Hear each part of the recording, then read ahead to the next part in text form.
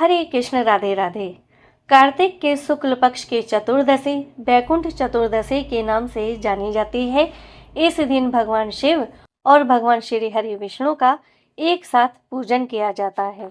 आइए शुरू करते हैं बैकुंठ चतुर्दशी की पूजा विधि।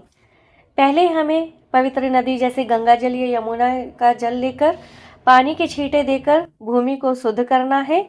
उसके बाद हमें लकड़ी की चौकी रखनी है, उसके ऊपर पीले या लाल रंग का वस्त्र बिछा ले। फिर हमें भगवान श्री गणेश की कोई मूर्ति हो या तस्वीर हो तो वहाँ पे स्थापित करनी है। मैंने यहाँ पर एक सुपारी स्थापित की है गणेश भगवान के रूप में। सर्वप्रथम उनका पूजन किया है, उन्हें मोली रोली और हल्दी चंदन का तिलक लगाकर और वस्त्र रूप में उन्हें कलावा लगा दिया। यहाँ पे थोड़े चावल बिछाए, क्योंकि जब हम विशेष पूजन करते हैं तो हमें भगवानों को अनाज पर जरूर विराजमान करना चाहिए। जो साल भर में एक बार पूजन आता है, विशेष पूजन आता है, तब हमें अनाज पर ही भगवान को स्थापित करना चाहिए। तो यहाँ पे मैंने अनाज में आप गेहूँ भी ले सकते हैं, बाजरा ले सकते हैं, चावल ले सकते हैं। तो चावल बिछाकर मैंने भगवान को यहाँ पे विराजमान किया है और जो भी फूल आपके पास उपलब्ध है वह आप भगवान को अर्पित करें। फिर भगवान को हल्दी रोली चंदन का तिलक करें। भगवान शिव को रोली और सिंदूर का तिलक नहीं करना चाहिए। बाकी सभी भगवानों को आप हल्दी रोली और चंदन का तिलक करें।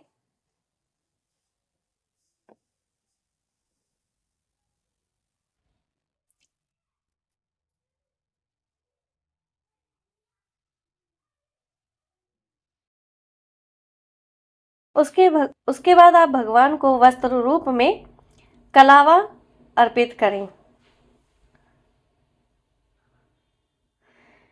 फिर आपके पास अगर कोई मिठाई है या प्रसाद में भोग लगाने के लिए जो भी आपके पास ड्राई फ्रूट हैं, जैसे कि काजू बादाम मेवा मखाने या जो मौसम अनुसार फल है आपके पास, वह भगवान को आप अर्पित करें।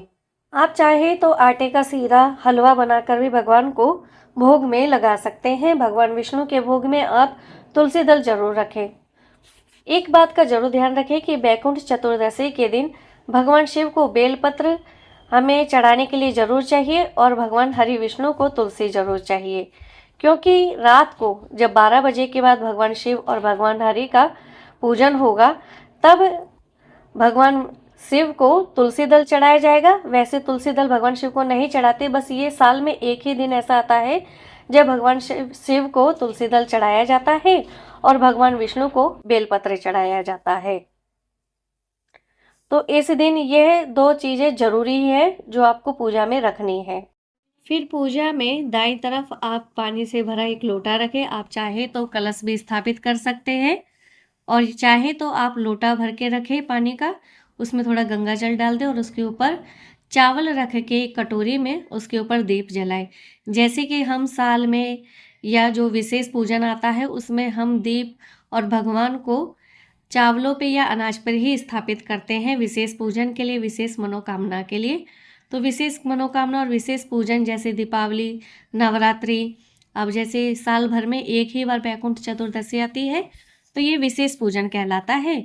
तो इसमें दीपक भी हमें अनाज के ऊपर ही प्रज्वलित करना चाहिए और भगवान को भी अनाज पर ही हमें विराजमान करना चाहिए। फिर भगवान की हमें आरती करनी चाहिए, कथा सुननी चाहिए और कथा सुनने के बाद हमें दक्षिणा रूप में जो भी हमारा सामर्थ्य है वह भगवान के आगे समर्पित जरूर करना चाहिए।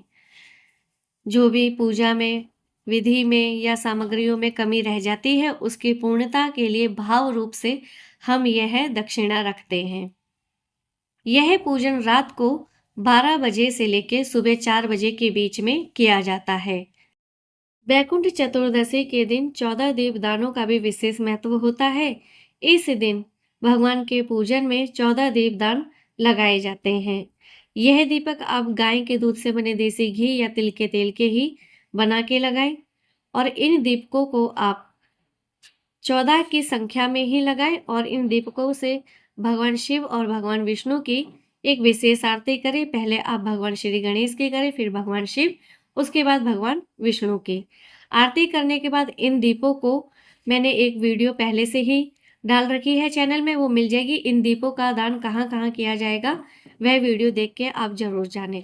कार्तिक के पूरे मास में सुबह ब्रह्म मुहूर्त और शाम को सूर्य अस्त होने के बाद ही दीपदान का महत्व होता है। लेकिन पूरे कार्तिक में वैकुंठ चतुर्दशी का यही एक दिन होता है जब इस समय दीप न होकर रात को निशिता काल में दीप किया जाता है 12 बजे से 4 बजे के बीच में। तभी ये दीपदान फलदायी माना जाता है और शुभदायी माना जाता है। और इन दीपकों की संख्या सिर्फ 14 ही होती है। वैकुंठ चतुर्दशी के दिन यह 14 दीपदान ज्यादातर विशेषकर पवित्र नदियों के निकट किए जाते हैं। लेकिन अगर आप नदियों के आसपास नहीं जा सकते या तीर्थ पे नहीं जा सकते तो अपने घर में आप कैसे इन दीपदानों को कर सकते हैं, उसका वीडियो मैंने अपने चैनल में डाला हुआ है, वहां पे जाके आप देख सकते हैं। शिव महापुराण में बताया गया है कि कार्तिक के शुक्ल पक्ष की चतुर्दशी के दिन ही भगवान श्री हरि विष्णु ने भगवान शिव के लिए एक विशेष पूजा और उपाय किया था, जिसमें भगवान श्री हरि विष्णु ने भगवान शिव को 1000 स्वर्ण के कमल के फूल चढ़ाए और भगवान शिव से वरदान रूप में सुदर्शन चक्र का वरदान पाया। बताया जाता है कि आज के दिन बैकुंठ के द्वार खुले हुए होते हैं। इस दिन 14 देवदानों का यह उपाय करके आप भी बैकुंठ के द्वार अपने लिए खोल सकते हैं और सोई हुई लक्ष्मी को जगा सकते हैं। भाग्य लक्ष्मी जगाने के लिए इससे बड़ा दिन और इससे बड़ा उपाय और कुछ हो ही नहीं सकता। इसी के साथ मुझे विदा दीजिए। हरे कृष्ण, राधे राधे।